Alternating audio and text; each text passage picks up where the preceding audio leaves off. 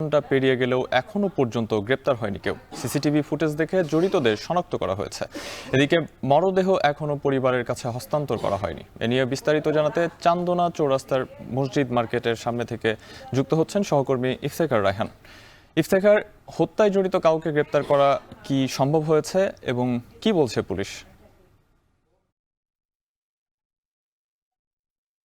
সাহাব, আসলে গতকালকে রাত ৮টার দিকে যে চান্দনা চৌরাস্তা এলাকায় সাংবাদিক আসাদুজ্জামান তুহিনকে নৃশংসভাবে কুপিয়ে হত্যা করা হয়।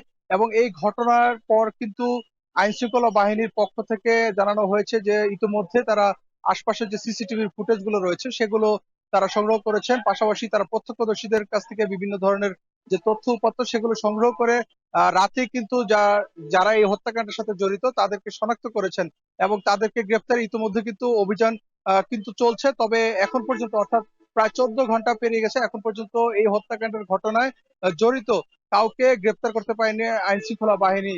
এবং তবে এই ঘটনায় কিন্তু একটি হত্যা মামলা দায়ের করা হয়েছে নগরীর বাসন থানায়, এবং সেই হত্যা মামলাটি দায়ের করেছেন সাংবাদিক আসাদুজ্জামান তুহিনের ভাই।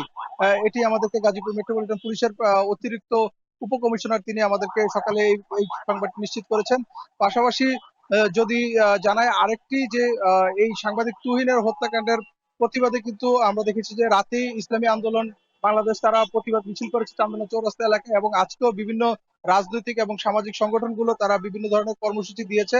এবং এখন পর্যন্ত যে আসাদুজ্জামানের মরদেহ সেটি কিন্তু ময়নাতদন্তের জন্য শহীদ তাজউদ্দিন আহমেদ হাসপাতাল মর্গে রাখা রয়েছে, এবং সেটি কিছুক্ষণ পরে হয়তো হস্তান্তর করা হবে মরদেহটি ময়নাতদন্ত শেষে। এবং বাদ জোহর বাদ জুমা আজকে চান্দনা চৌরাস্তা যে ঈদগাহ মাঠ সেখানে জানাজার নামাজ অনুষ্ঠিত হবে তার, এবং পরবর্তীতে জানাজার নামাজ শেষে তার মরদেহটি নিয়ে যাওয়া হবে ময়মনসিংহের ফুলবাড়িয়া তার গ্রামের বাড়িতে, এবং সেখানে বাদ আসর জানাজার নামাজ শেষে তাকে কিন্তু পারিবারিক যে কবরস্থান সেখানে কিন্তু দাফন করা হবে বলে আমরা জানতে পেরেছি।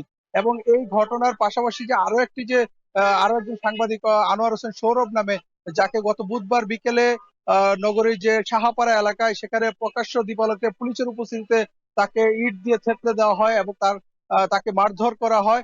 সেই ঘটনায় কিন্তু ইতিমধ্যে পুলিশ দুজনকে আটক করেছে নগরীর সদর থানায়।